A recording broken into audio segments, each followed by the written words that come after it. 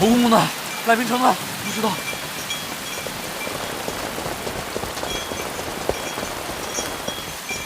侯公公呢？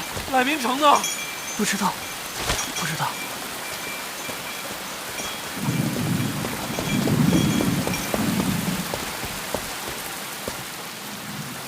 范闲奉旨践行，赖明成在何处听账？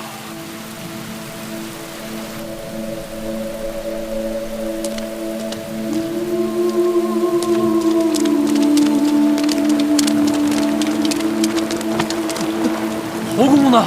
赖明成呢？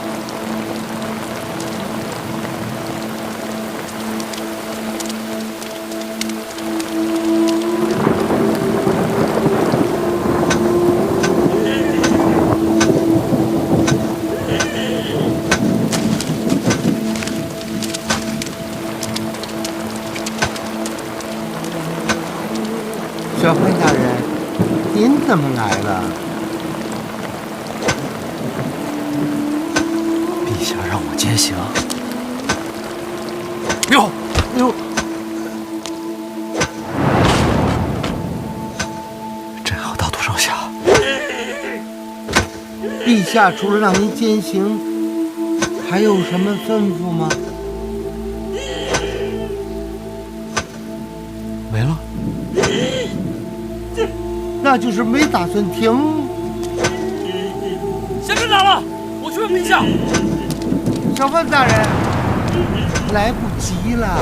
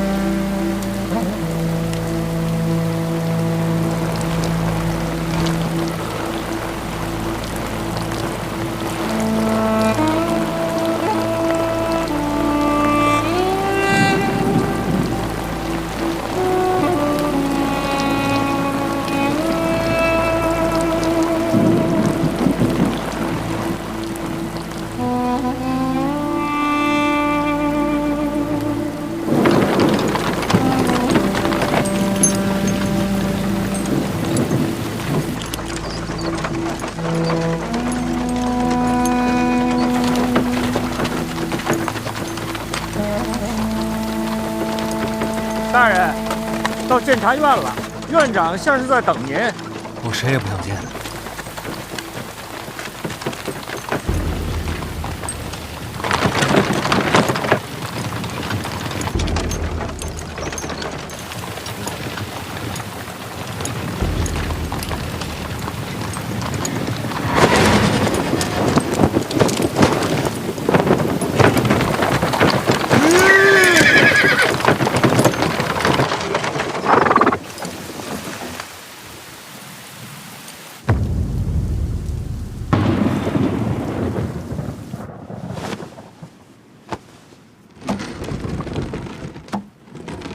这个房间你没有来过，很少有人进来。这个宝贝是连接八处的重中之重，八处所有的密钥，无论大小，都会第一时间传送到这里。各处都有不同颜色的区分。我也可以在这里第一时间发出密令。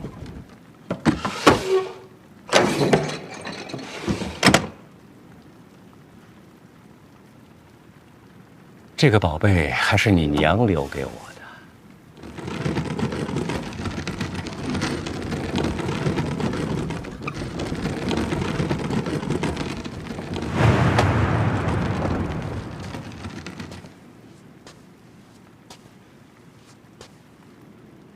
怎么了？心情不好？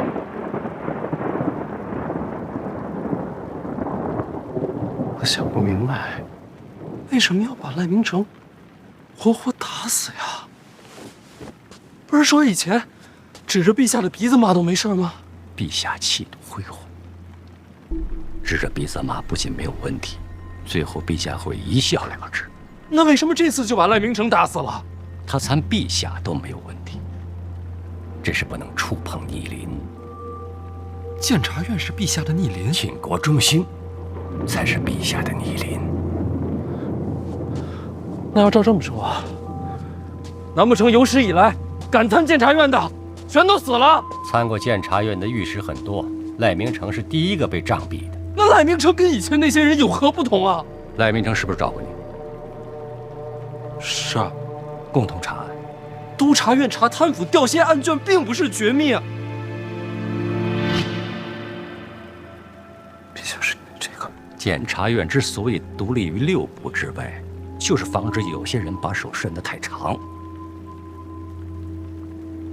我不该答应他，是我把他害死的。不是你，你答不答应都无所谓。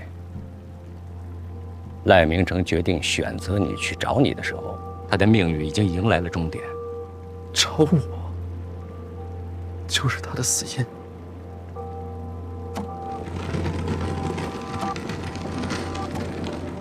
再深想一步，陛下为什么让你监刑？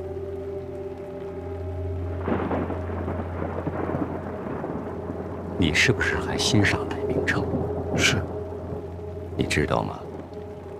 督察院那些御史在替赖明成收尸的时候，所有的人都对你恨之入骨。从今天开始，督察院所有的人都不会与你为友。你要接受内库，你要接受监察院。如此重任的臣子，亘古未见。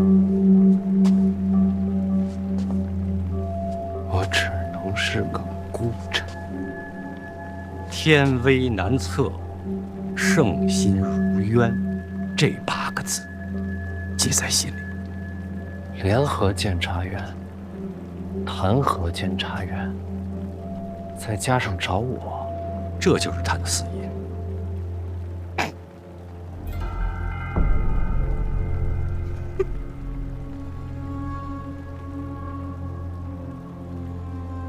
咱们这个陛下，就是不能接受有人跳脱在他的掌控之外。可我就不明白了，这国法也好，监察院也好，不都是为了天下的万民吗？万民和陛下到底哪个重要？这些话从今天开始一定埋在心里，永远不要说出口。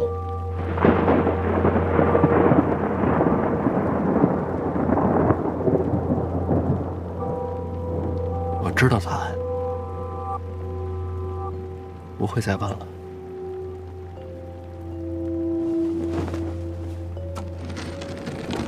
总是有些人走和陛下不一样的路。我娘吗？已经死了。是。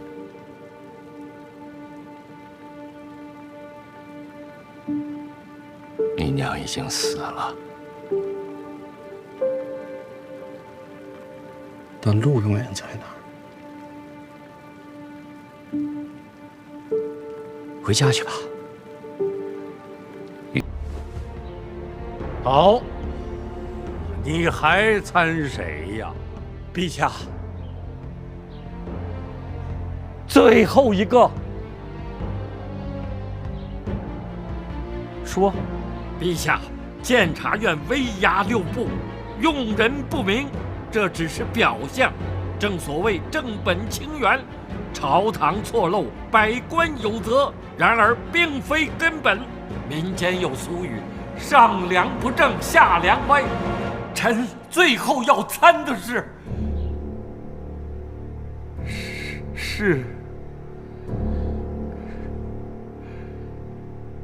说，大胆的说。是陛下。那你不要！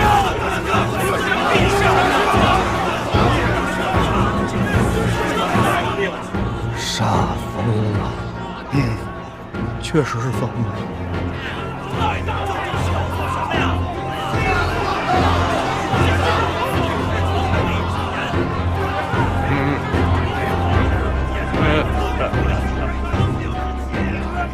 陛下，人非圣贤，孰能无过？过者不知，是无知；知者不改，是无勇。我大清国的根基，不是监察院，是文武百官，是天下良心呐！陛下，现在改还来得及呀！天下人都错了，6部百官也全都瞎了。你们都听到了吧？赖御史的意思是错的，不只是你们，连朕都一样错。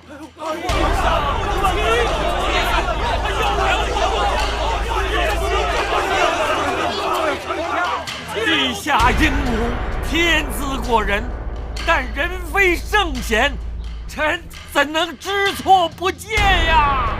陛下，赖明成攻侮陛下，无惧无杀，此人狂悖之极也，简直是畜生啊！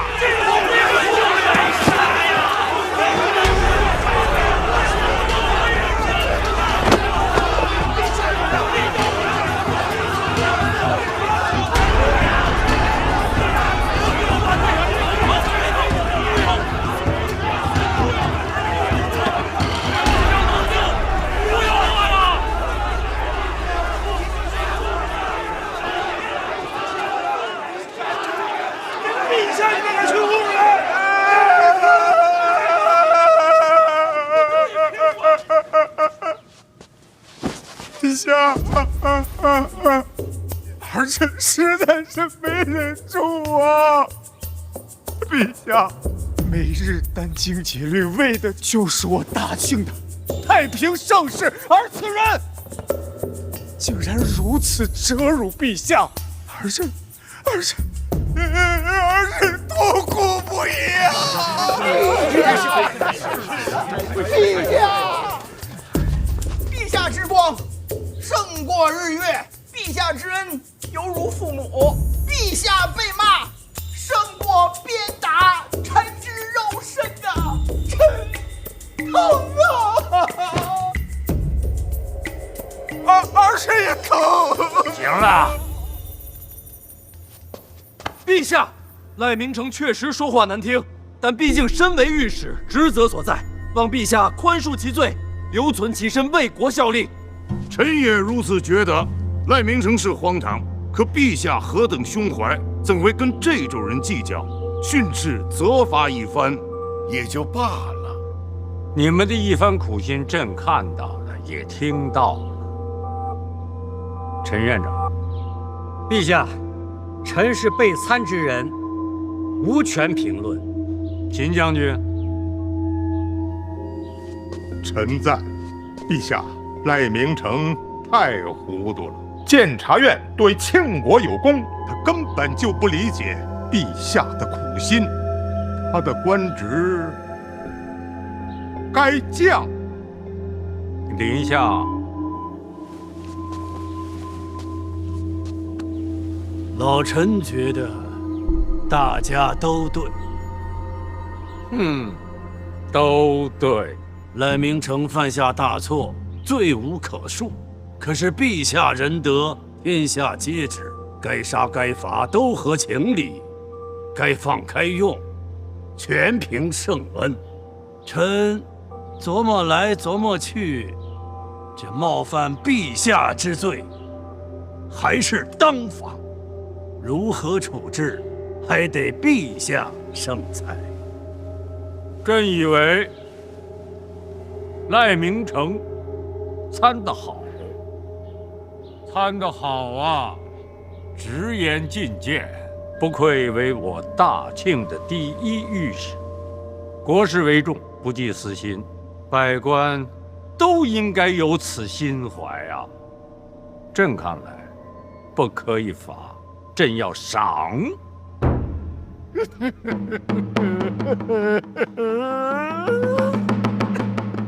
你怎么没完没了啊？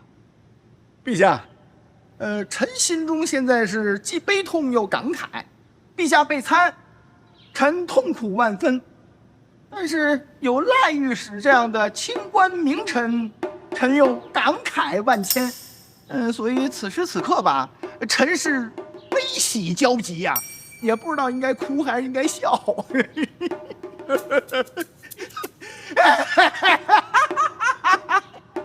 好了，朕在考虑着赏什么。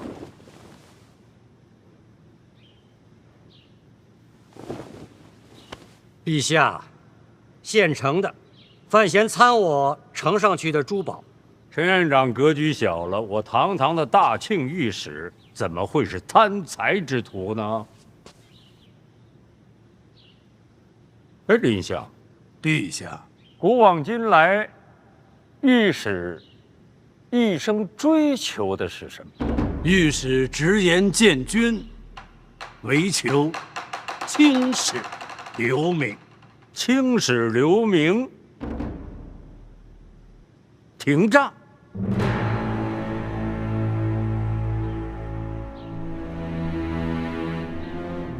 廷杖能让他们千古留名。陛下三思，史书上赐廷杖的君王，或许有微词啊。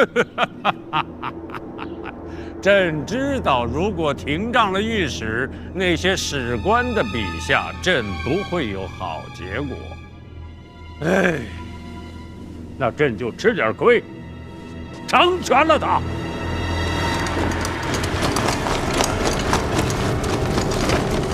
大家好好学学。陛下不昏是我昏呐！陛下，赖御史查惩贪腐终究有功。你这么袒护他，好，赖御史的监刑就由你了。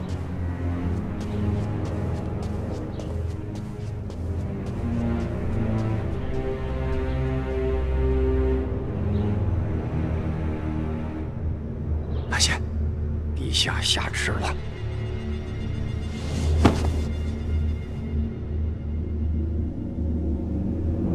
臣接旨。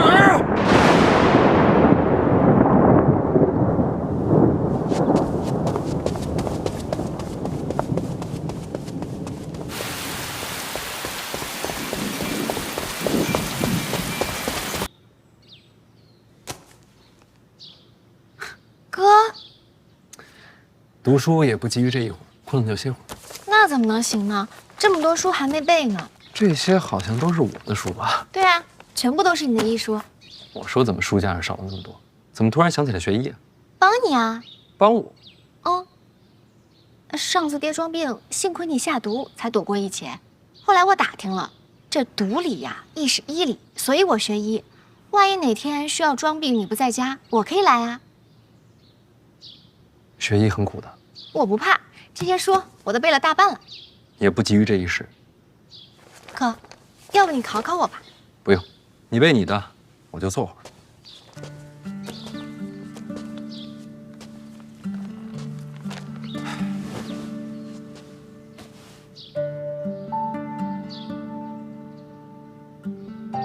哥，嗯，你没事吧？没事儿，我就是心里烦，到你这儿静一静。要不跟我说说？有什么可说的呀？不就朝堂那些破事儿吗？哥，要不你别当官了，那我干什么？做什么都行啊，天天游山玩水也挺好啊。没钱了怎么办？我养你啊！我现在学医了，我都打听了，行医可挣钱了。你养我？对，还有嫂子。你们俩我一起养。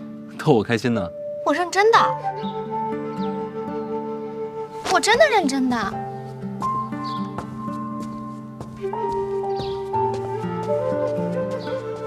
好，要是我真有一败涂地、无处可逃的一天，就靠你了。不会有这么一天的。若是真有了，我保护你。一言为定。谁变谁小狗。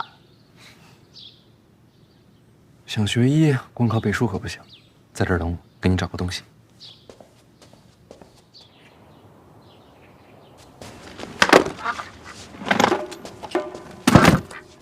学医得见血。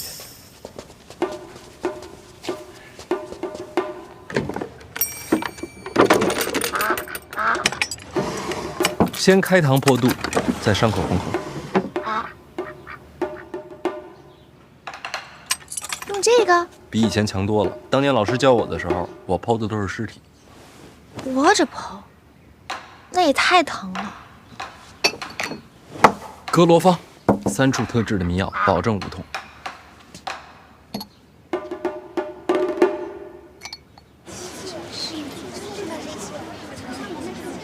大家看清楚，这是你们的卖身契。真的是卖身契，怎么在他手里啊？不知道啊。从今往后，你们只是卖艺，但人是自由的。自由的。不卖身，只献艺。那还会有人光顾吗？确实，今后前途未卜，所以小范大人才让大家去留随意。那我们现在就可以走了吗？当然，请。真走呀！我走。把这么多的东西，小范大人可以命令我们留下来的，根本没必要让我们自己做选择。我们的命别人来定，早都习惯了。他说他不喜欢。小范大人还说，你们的命应该自己定。我想留下来试试。好，欢迎桑文姑娘加入抱月楼。我也想留下试试。我也想留下试试。我也想留下试试。第一次决定自己的命运，我们愿意相信小范大人。我也想留下，我也想。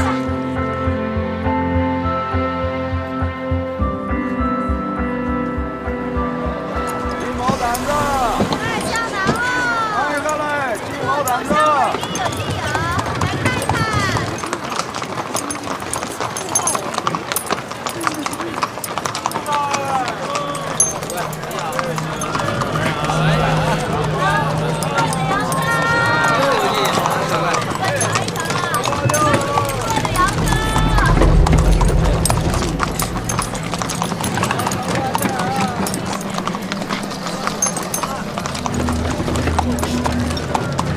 大人，这看着不对啊！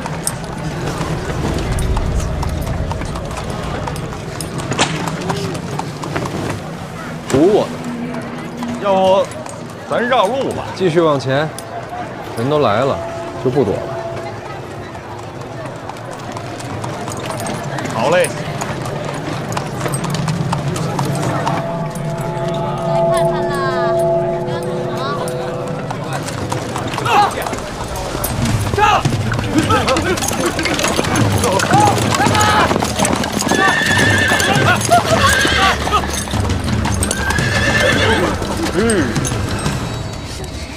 里边的人，给我滚出来！大人，这几个来头可是不小啊！这家里边，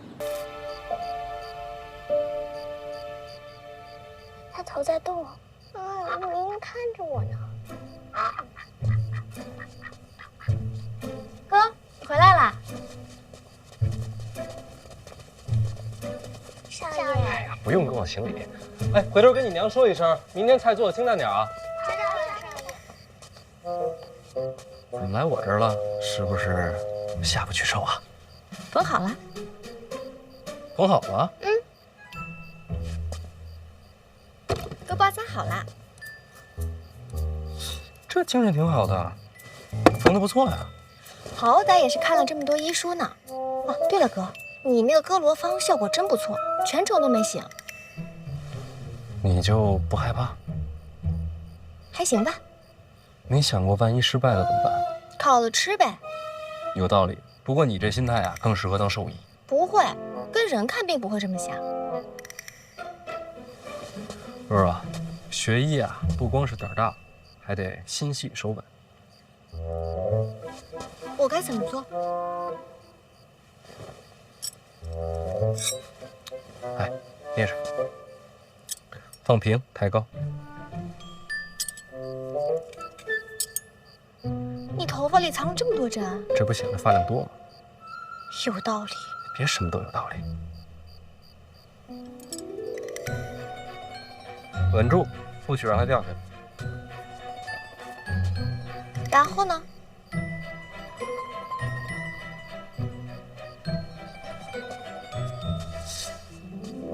你别说，这手还真挺稳的。然后就是学会在运动中保持平衡。首先呢，就得走起来。练到后来啊，不管是正着走、倒着走、前后左右、东南西北，哪怕是蒙上眼睛，它都不能掉。你哥我当年练这个的时候啊，老师说。然后呢？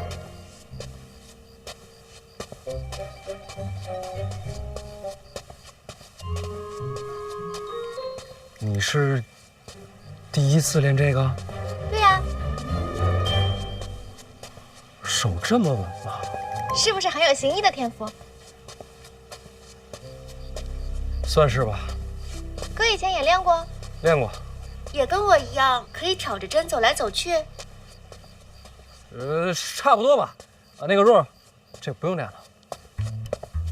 我跟你说啊，这个啊，这只是第一步，一些皮毛、最微不足道的雕虫小技。学医呢，还是得多读医书，五脏六腑的位置啊，人体穴位啊，都得记牢。然后呢，就是找一个水果。水果？对，拿着水果，不停地割开再缝上，割开再缝上，不停地练习，不光练手稳，也练心细。我记着了。现在要练吗？不急于这一时，咱们今天先到这儿。那我先走啦。哦，哥，我差点又智商盆地了。啊？嫂子要找你。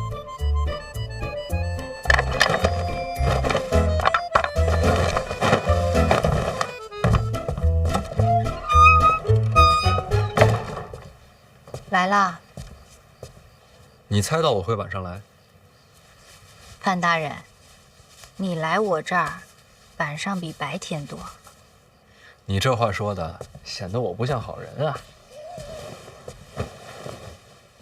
勋贵子弟拦路打人的事儿，我听说了，这应该是二哥暗中推动。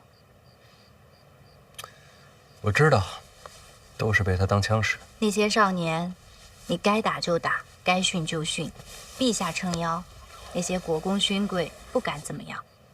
大不了你打完了，我再登门赔罪，好歹有个郡主的身份，他们打碎了牙也只能往肚子里吞。婉儿，咱俩真是珠联璧合。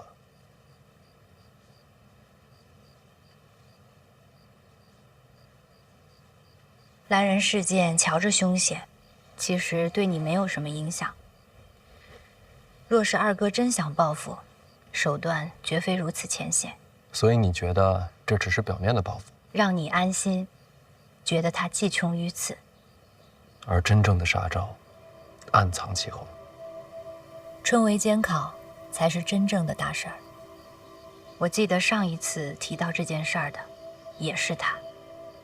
若二哥真有为你而设的阴谋，春闱就是最好的舞台。春闱科举是全天下文人学子的盛宴，所有寒窗苦读，所有披星戴月，一切辛苦煎熬，都是为了这个鲤鱼画龙、平步青云的机会。未来这段日子，天下人的目光都会集中在京都，所有希望和绝望都会在此上演。你我天生就应该是夫妻啊！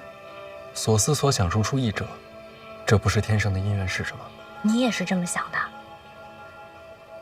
春闱之后就是大婚，大婚之后我掌管那股财权，要想阻拦我，就只有春闱了。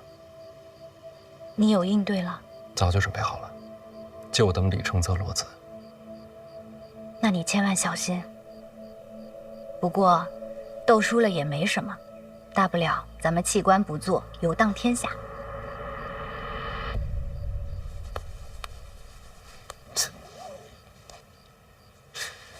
反正有你就行。别动手动脚的，羞坏了。那话说回来，我这看了半天了，你绣了个什么呀？鸳鸯戏水。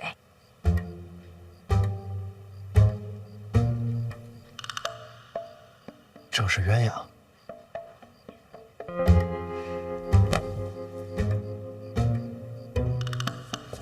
其实真的挺好的，挺好的。别找补了，确实是我的问题。以前学这个吧，就喜欢绣花草顽石，不喜欢绣活物。现在要学，确实太难了。那就不学了。来，喝水。这是要送你的，不绣鸳鸯说不过去。送我？成亲的规矩。怎么还有这种规矩？不成文的习惯，这不显得大家闺秀吗？那你以前没练？以前觉得自个儿活不到成亲。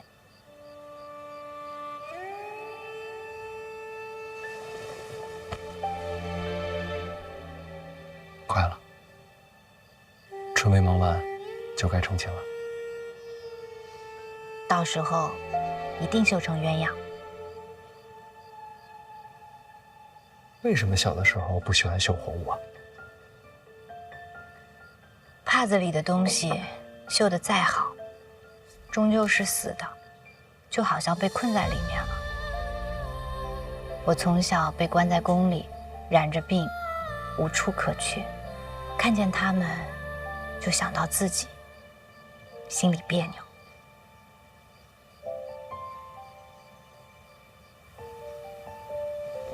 没事啦，现在有你啦。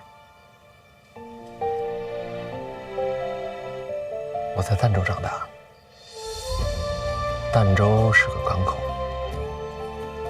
每天都有很多的船来来往往。等到日落的时候，海上的飞鸟随风起落，放眼望去，全是生机勃勃。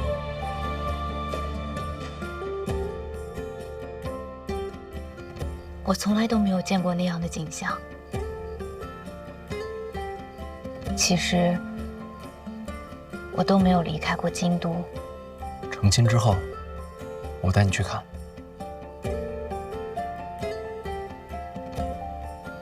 我一直有一个梦想，等到所有的麻烦都不再是麻烦的时候，我要带你看遍天下的美景。会有那么一天的。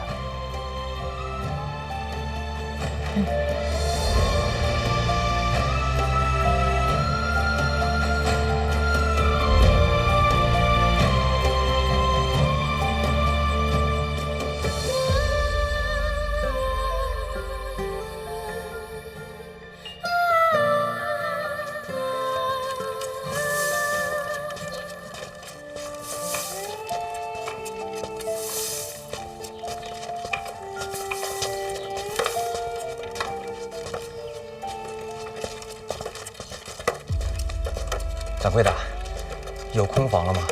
我昨天来时客满，小二说让我今天一早过来碰碰运气。您稍等。史公子啊，正是史产力。您运气可真好，刚有客人离开，正好空下一处，4人合住。哦，不瞒公子，春闱就在眼前，现在在京都城内想找个住处，那可真不容易。4人合住虽是喧闹些，但房钱可便宜多了。公子也是来参加春闱的吧？啊，那肯定是。既是考生，能否看下官府发的文书？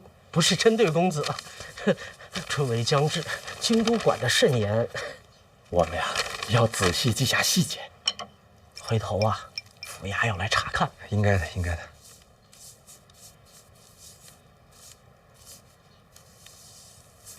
哎，掌柜啊，有没有更便宜的？还要便宜啊？不跟人住也行。不跟人，没有这种房间。那有没有，比如说，你给我钱的那种？啊，掌柜别误会，我是说，我可以替您打扫院落，又或是端茶倒水，这工钱抵了这房钱。抱歉，石公子，小店人手够了。我先说说这个，当年乡试，他排在我后面很远，哪知道会试的时候啊，他就一举成名。石公子是不是有些拮据？不瞒掌柜，春闱啊，太费钱了。那倒是有一条门路。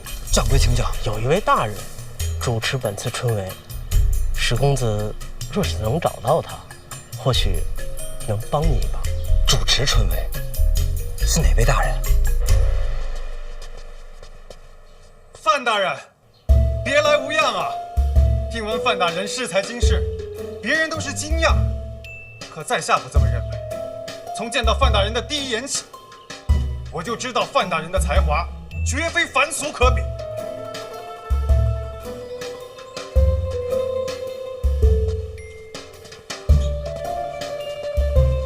你谁呀？大人，我贺宗纬啊，咱们见过。贺宗纬，有点印象。京都府衙上，你还帮郭宝坤跟我打过官司，是不是你？大人，那都是国家逼迫我的。行了行了，别跪了，我只能假意迎合，其实我心中根本就不耻啊，大人。拉起来，拉起来。行了行了啊，咱起来说。来。谢谢王大人。那你说你是贺宗纬，但这看着跟以前不一样啊。哎，这相由心生，如今摆脱了郭家，心性已高远，长得豁达了一些。照你这么说，全赖郭家，与你无关。与我无关啊，大人。我这一直想着记录郭家的恶行，就想着有朝一日报与大人，为国除奸呢。那怎么也没报啊？这不是大人的动作太快了吗？这郭攸之都入狱了，而在下也逃脱了魔窟，这一切都要产业吗？你小子没这个资格接，这是咱家殿下的产业，识相点，把楼给还回来。小爷我饶你一命啊！三皇子，我猜猜，他自个儿都不知道吧？这是想把抱月楼抢回来，在皇子面前长个脸。哼！你笑什么呀？你知不知道你这么做是害他？吓唬谁呢？把楼交了，你信不信？你不交这楼，小爷我今天就能让你死。不信。真不信小爷敢在这儿杀人呀？哟，兄弟们上！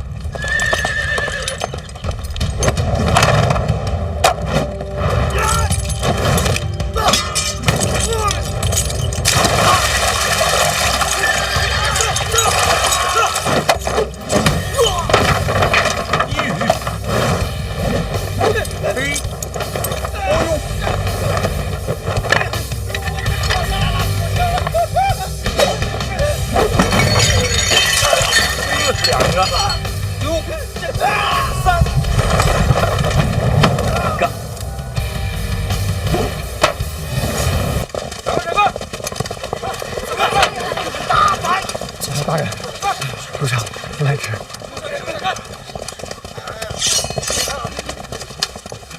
这些人都认识吗？认识啊，这些个家中长辈都是朝中。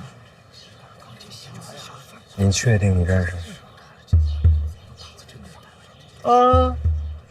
属下眼花了。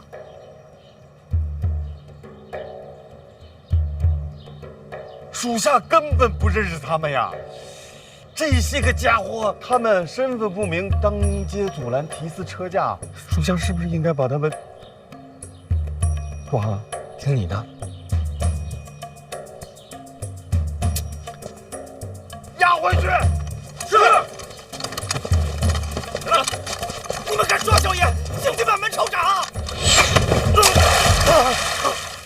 各位，行行好，少说两句吧。闹事都是虚儿子，真抓呀？抓呀。然后呢？然后从他们身上搜些银子，把这店家给我赔了。臭崽子，下手没轻没重。咱家大人，胜吧，闲吧，去吧。这应该是2殿下的手笔啊，逼着您跟3殿下翻脸呢。我知道，咱不上当，回一处。好嘞，把严叔交出来，驾！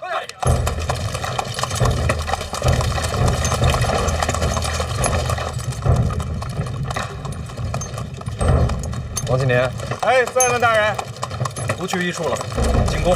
不是大人，咱不是说咱不上当吗？退一步越想越气，忍不了。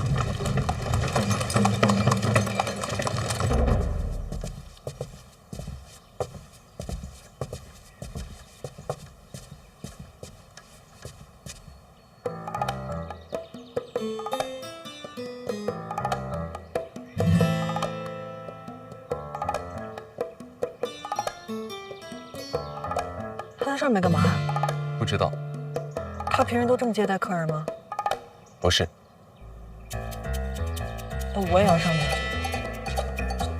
不一定。殿下说也可以不用。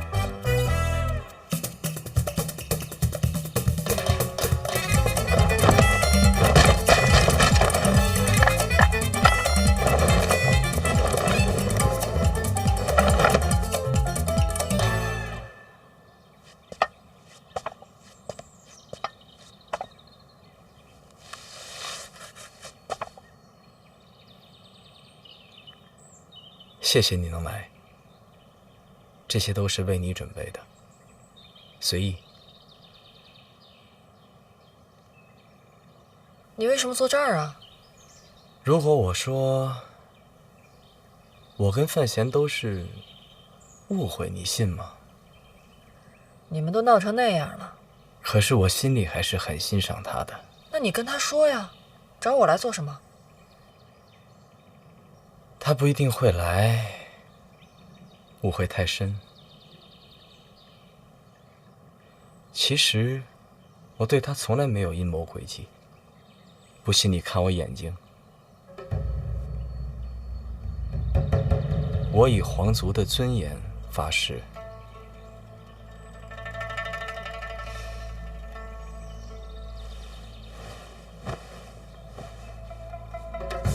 我能不能问一句？你为什么要跟我说这些？被逼无奈呀。那你倒是说说，谁这么有本事，敢逼皇子？陛下，我想远离纷争，他不让啊，在群臣面前说我贤德兼备。13岁封我为王，15岁旁听朝政，他不让我离开京都，给我机会结交群臣，广结党羽。你让太子怎么想？说我不想争太子心吗？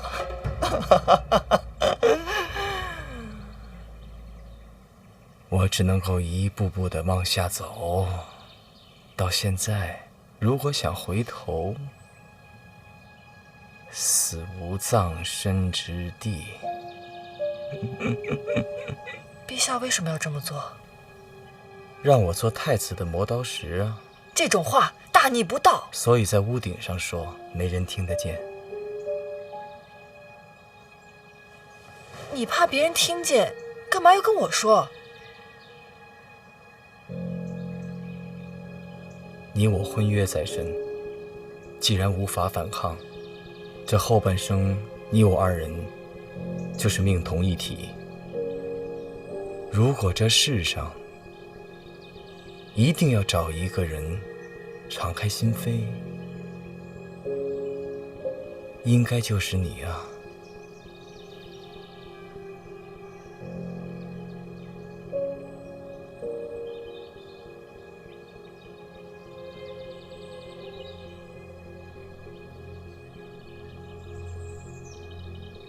现在你应该相信，其实我对范闲没恶意。等，我有点乱。你跟你的未婚妻敞开心扉，是为了证明你和范闲之间的误会？这是不是哪儿不太对呀？如今我在禁足，怕是除了你以外，没有人愿意见我。所以呢？所以我想请你替我送一份奏表入宫。什么奏表？为国举贤。举谁？范闲。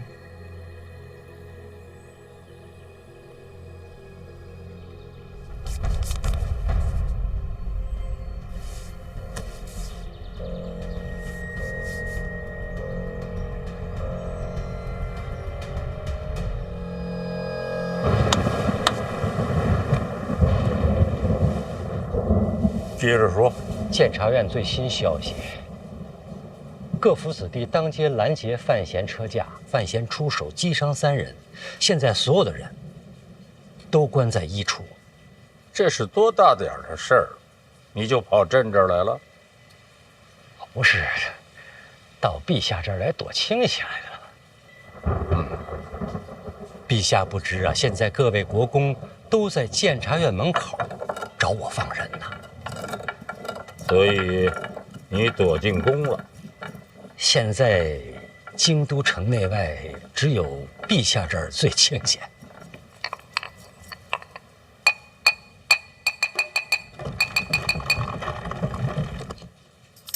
你躲什么呀？陛下，您那可是火药啊！是。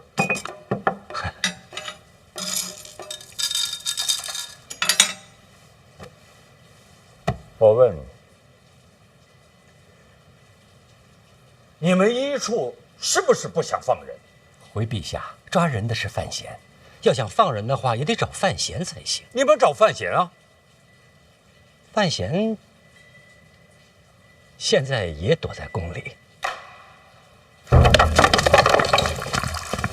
跪下！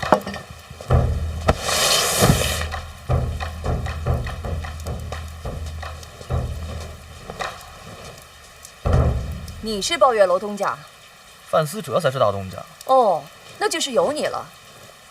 范思哲说赚钱。范思哲说让你吃屎，你吃不吃？范思哲这倒不至于啊。你怎么还替孩子说话呢？哪儿帮啊？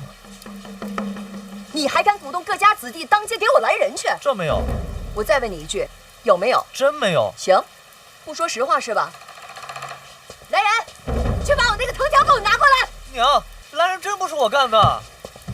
刘一，小小气，殿下不至于这么糊涂。哎，你说你们几个也是，看把我柳姨气成什么样了，还在这钓鱼？让你拿藤条，赶紧拿去啊！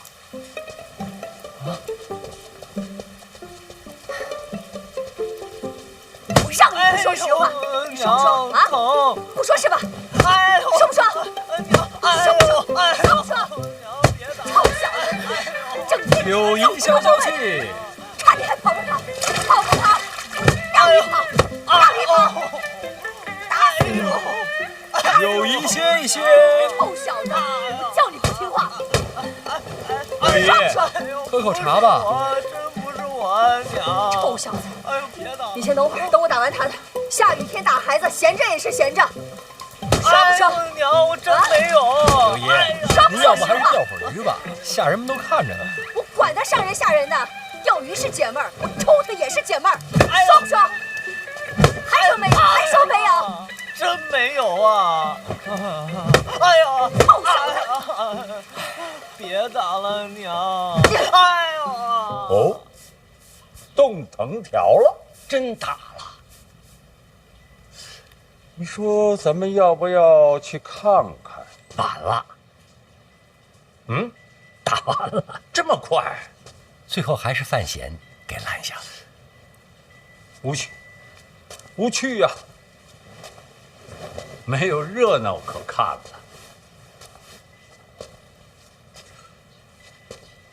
朕想问，为什么宫里的事儿总是你比朕先知道呢？因为监察院就是陛下的耳目。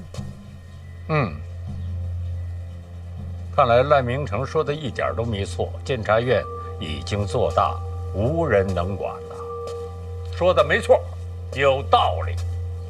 请陛下三思。三思？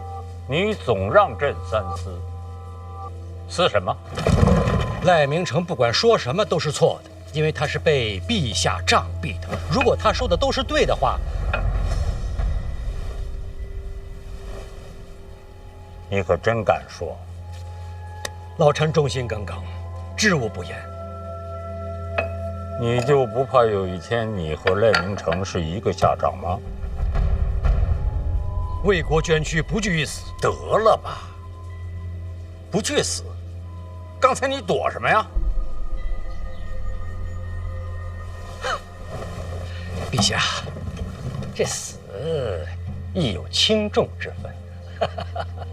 朕看最没轻重。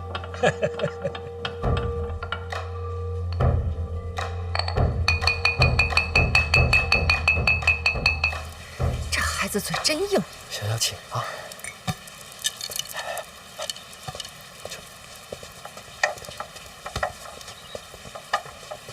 哎，这怎么拿走了？我还没打完呢。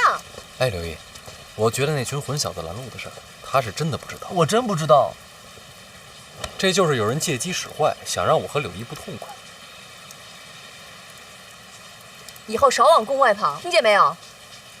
哦，贤儿，以后啊，你帮我多照应着。要论亲戚，这孩子还得叫你一声大表哥。柳毅别这么说，殿下是皇子，皇子也得认亲讲理啊。叫人。大表哥。孩子瞧着真喜庆。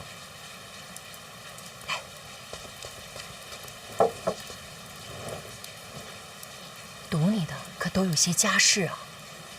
是，府上都有爵位。你都给抓了？都抓了。那可得罪不少人啊。不怕。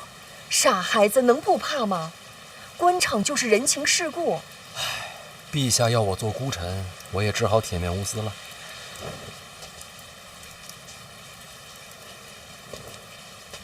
别出去瞎传话，听见没有？不敢。你也是，什么都敢说呢。外面不说，柳毅不是外人。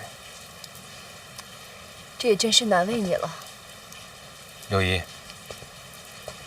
这几日千万别让他出门，就怕别人还在等机会。你放心，我盯着，绝对不让他出门。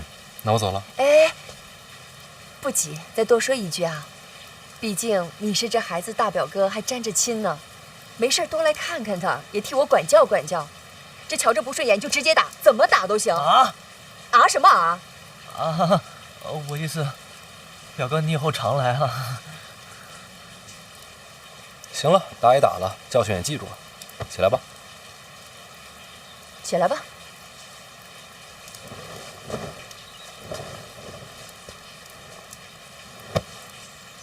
抱月楼还去吗？不去了，我那是被骗的。那抱月楼以后是表哥的。柳毅，那我真走了。哦，对了，宫里送来了一些酸酪，你不是爱吃吗？我差人给你送到府上去。酸酪浓郁可口，柳毅有心了。留下吃个饭再走吧。别了，一堆国公等着呢。贤儿，那你路上小心点啊。好，多谢刘姨。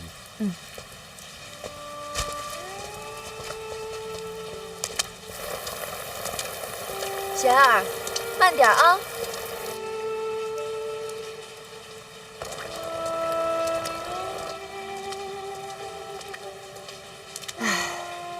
以后常走动吧。跟大表哥，可他还跟二哥在斗着呢。老二都禁足了。我跟你说，往后你能不能求个安稳，或许就看你这个大表哥的了。这次抱月楼的事儿，就是有人故意给你挖坑。这皇宫大内险过深渊绝境，其实娘不希望你留在京都的。你能明白吗？娘，我明白。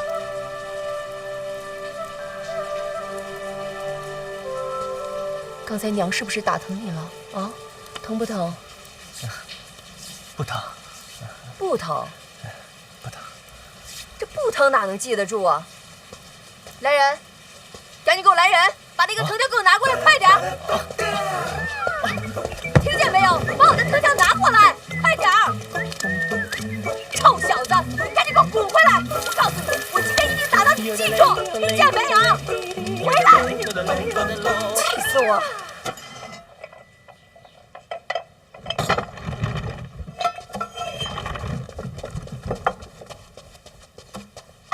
陛下，叶家上的奏书，先给院长看看。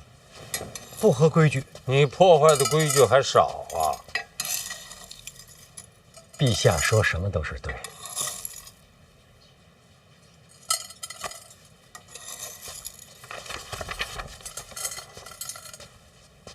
这是叶家和二殿下联名上奏。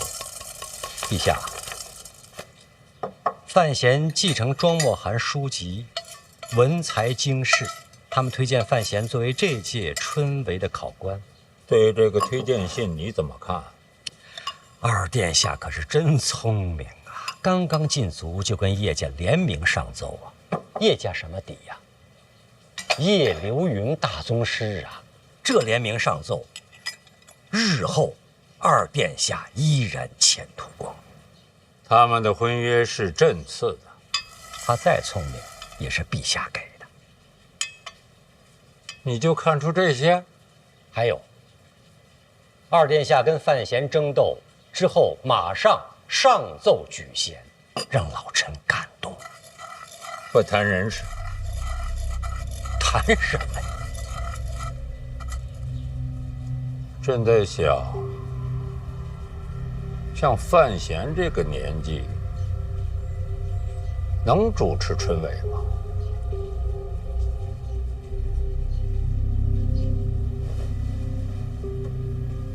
你这是什么嘴脸？陛下，老臣不好说。刚才陛下说不要谈人，范闲恰恰是个人呐。春闱如此重要，老臣不敢僭越，一切还要听陛下定夺。陈院长说话还是那么的滴水不漏。老臣毕竟忠心耿耿。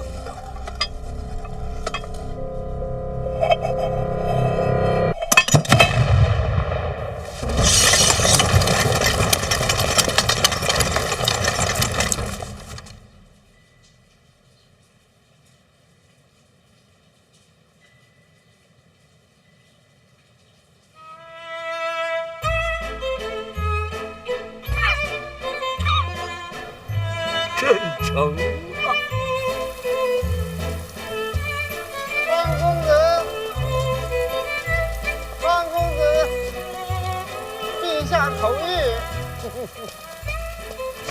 这么巧，我刚准备走，陛下什么吩咐？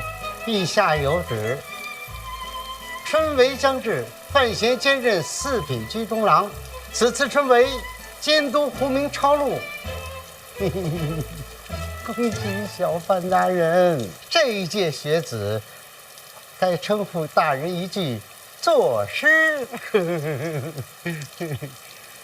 居中郎，这官名有点意思，陛下先取的？哪能啊？